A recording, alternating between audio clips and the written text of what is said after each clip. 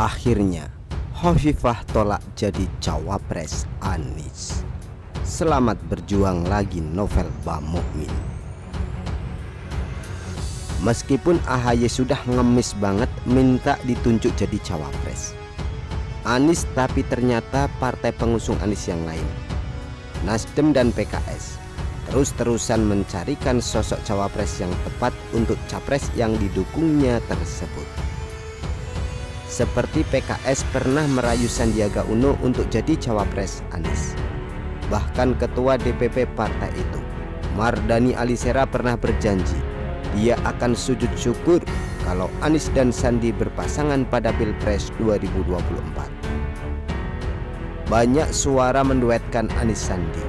Kalau itu terwujud, saya sujud syukur. Demikian ujar Mardhani kala itu. Pertanyaannya, kenapa harus Sandi? Kenapa nggak Mardhani Alisera saja yang disodorkan jadi cawapres Anies? Bukankah dia itu penggagas gerakan hashtag 2019 ganti presiden, sehingga tinggal ganti tahun saja menjadi hashtag 2024 ganti presiden? Intinya, kenapa Sandi yang dipilih? Karena dia banyak duitnya Ferguson. Sehingga menang kalah Anies, PKS tetap untung karena sudah mendapat uang lelah dari Menteri Pariwisata tersebut. Tidak hanya itu, PKS juga pernah menawari Mahfud MD untuk jadi cawapres Anies, yang mana kala itu Presiden PKS Ahmad Saihu bela-belain datang ke rumah Menko Polhukam tersebut dalam rangka menanyakan apakah Mahfud bersedia jadi cawapres.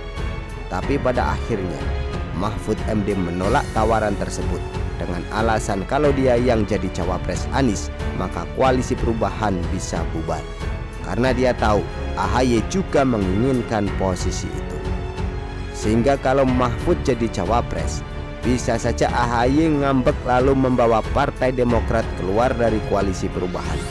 Begitupun dengan Sandi, juga menolak jadi cawapres Anies lantaran tidak setuju dengan gagasan perubahan yang diusung koalisi perubahan. Karena menurut ex-Wagub DKI itu, masyarakat puas dengan arah pembangunan Presiden Jokowi saat ini, sehingga tidak perlu diubah tapi dilanjutkan saja. Sementara Nasdem mengusulkan Hovifah sebagai cawapres Anies. Alasannya karena kalau hanya Demokrat, PKS, Nasdem dan loyalis Anies saja yang mendukung Anies belum cukup untuk menang, sehingga perlu tambahan suara dari pihak luar, yakni dari NU. Supaya NU mau mendukung Anies, maka yang jadi cawapresnya tentu harus orang NU dong. Dan menurut Nasdem, Hovifah orang yang paling tepat sebagai representasi dari NU. Namun ketua Muslimat NU 4 periode itu secara halus menolak tawaran dari Nasdem tersebut dengan tidak merespon secara serius tiket cawapres yang disodorkan. Jadi ini ironis sebenarnya, di saat orang berlomba-lomba ingin jadi cawapres, karena kalau sudah jadi wapres maka peluang untuk jadi presiden semakin terbuka lebar. Di sisi lain, orang berlomba-lomba menolak tawaran jadi cawapres Anies. Memang ex-Mendikbud pecatan tersebut lagi apes banget. Belum lagi si calon penyandang dana kampanye Johnny G. Plate masuk penjara pula. Makin apes Wan Anies badut ini. Sedangkan kalau AHY yang ditunjuk jadi cawapresnya, maka Anies bisa kalah lantaran yang akan mendukung mereka yang berafiliasi dengan koalisi perubahan itulah, gak ada yang lain.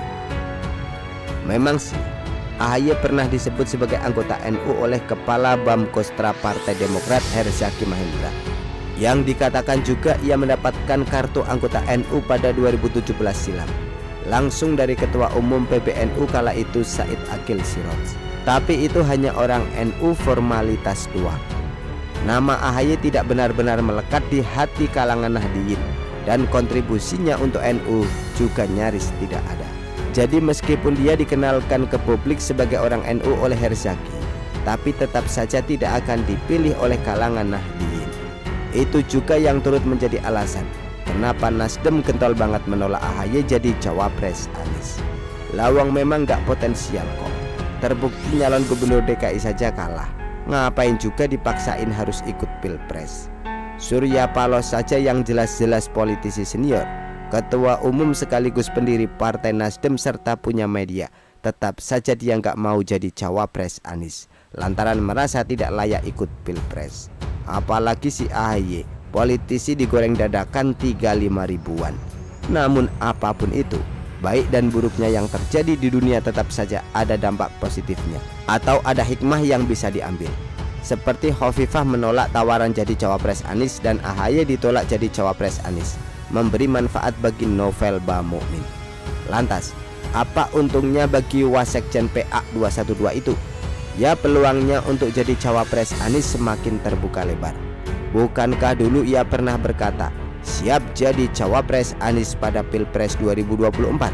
Saya terpanggil wajib ikut jihad konstitusional nyalon wakil presiden RI untuk menyelamatkan bangsa yang sudah di ujung kehancuran oleh penjajahan gaya baru. Dan jihad konstitusional ini sudah didengungkan oleh Imam Besar Habib Rizik sejak tahun 2019 silam. Demikian ujar One Novel kala itu dengan nada sedikit meyakinkan. Nah, sekarang jalan untuk mewujudkan cita-citanya tersebut seolah dibukakan oleh Yang Maha Kuasa. Jadi, selamat berjuang lagi untuk One Novel. Tinggal sekarang bagaimana dia meyakinkan PKS, Nasdem, dan Partai Demokrat agar mau mengusungnya jadi cawapres Anies. Kalau itu berhasil, Novel akan tercatat sebagai kadrun pertama dalam sejarah Indonesia yang mendapatkan tiket calon RI 2. Sehingga rekor baru akan tercipta. Orang yang mikirnya terbalik ternyata bisa juga jadi cawapres. Begitulah kura-kura. Artikel yabelariksua.com ditulis oleh Ferry Padli. Bagaimana menurut Anda?